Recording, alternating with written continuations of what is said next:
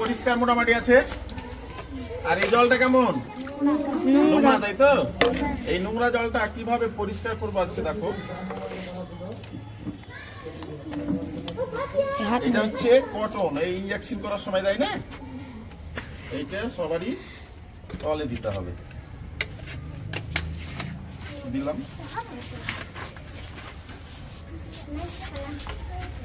তারপরে দিতে হবে বালি, এটা হচ্ছে লাল বালি। হ্যাঁ, লাল বালি দিলাম।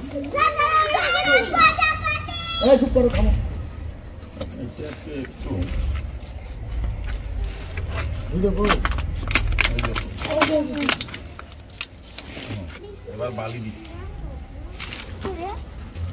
এটা কয় নম্বর লেয়ার? 2 নম্বর। হ্যাঁ,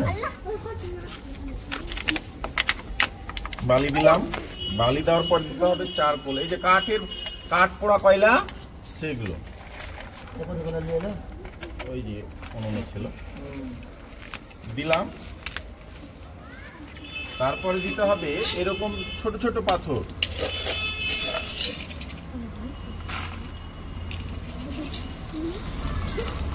ছোট ছোট পাথর দিলাম। তারপরে দিতে হবে এই বড় পাথর,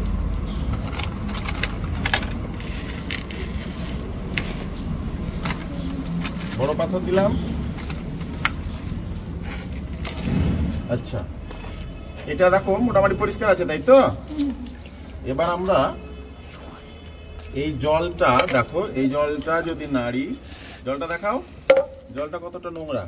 এই জলটা এখানে পরিষ্কার ভাবে পড়ে নাকি, এটা আজকে আমরা দেখবো, ঠিক আছে? আপনার মোবাইল, এটা হচ্ছে নোংরা জল, তাই তো? এই নোংরা জলটা দিচ্ছি।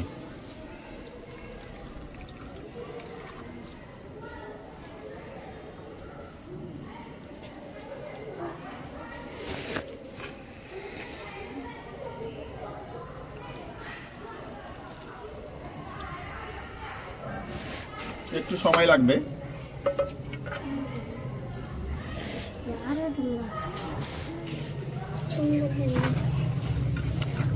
কতটা ময়লা ছিল না?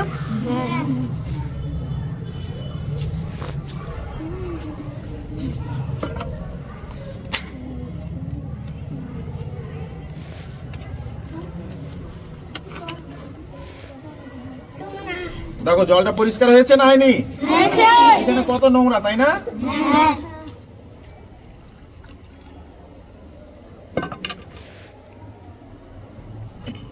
তাহলে ওয়াটার ফিল্টার মানে জল ফিল্টার করা হয় এইরকম প্রসেসে। এইটা নিচে যে কটনটা আছে, কটনটা আর একটু দিতে হতো, বালিটা আরো দিতে হতো, চারকোলটা আর একটু দিতে হতো, মানে প্রসেসটা ঠিক এইভাবে হয়। এইভাবে যদি আমরা ফিল্টার করি, একদম খাওয়ার যোগ্য জল, ড্রিঙ্কিং ওয়াটার তৈরি হয়ে যাবে। কতটা নোংরা ছিল দেখো, কতটা নোংরা, আর দেখো জলটা কতটা পরিষ্কার হয়েছে, হয়েছে না হয়নি? তাহলে দাও তালি।